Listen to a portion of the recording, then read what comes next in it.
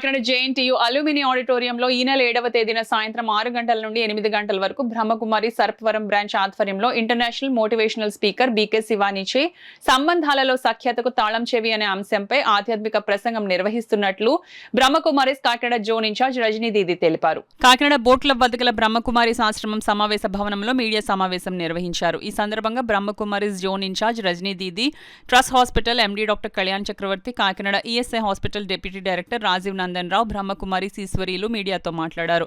ఈ కార్యక్రమంలో పలువురు బ్రహ్మకుమారీలు పాల్గొన్నారు. అందరూ తప్పకుండా వస్తామని వాళ్ళే ఇంట్రెస్ట్ చూపిస్తున్నారు. శివాని సిస్టర్ ఈ విధంగా ఆధ్యాత్మిక జ్ఞానం ద్వారా అనేక మంది జీవితాలలో తీసుకొచ్చినటువంటి పరివర్తనకి, ఎంతోమంది జీవితాల స్పిరిచువల్ గైడెన్స్ ఇచ్చినటువంటి సర్వీసెస్కి గుర్తించి మన గవర్నమెంట్ నారీ శక్తి అవార్డు ఇచ్చారు.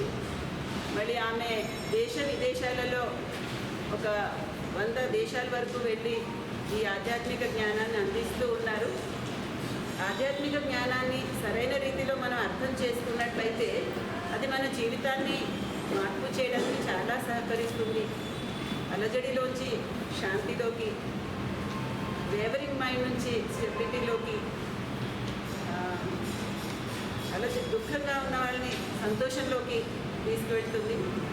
ఆమె అలాంటి ఎన్నో డిఫరెంట్ టాపిక్స్ని అందరికీ ఎక్స్ప్లెయిన్ చేసి ఎంతో మంచి గైడ్లైన్స్ ఇచ్చినటువంటి గొప్ప స్పీకరు. మన కాకినాడ ప్రజలందరికీ కూడా ఇది ఒక గొప్ప అవకాశం దొరికింది. మళ్ళీ కూడా అవకాశం ఉంటే ఆమె కార్యక్రమం మళ్ళీ మనం ఇక్కడ చేసుకోవాలనే కోరుకుంటాము. కానీ ఈసారి వచ్చినటువంటి అవకాశాన్ని జారవిడ్చుకోకుండా తప్పకుండా ప్రతి ఒక్కరూ ఈ కార్యక్రమానికి విచ్చేసి ఈ అవకాశాన్ని తీసుకోవాల్సిందిగా కోరుతున్నాము. రిజిస్ట్రేషన్ పాస్ అని మేము పెట్టాము.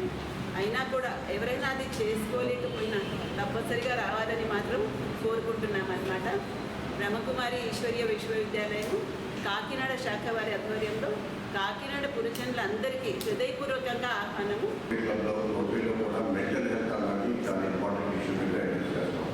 మెంటల్ హెల్త్ అన్నది చాలా మంది సైకలాజికల్ ప్రాబ్లమ్ అనుకుంటారు. అది సైకలాజికల్ ప్రాబ్లం కాదు. అది మనలో ఉన్నటువంటి ఆల్రెడీ మనలో ఉన్నటువంటి అశాంతి మెయిన్.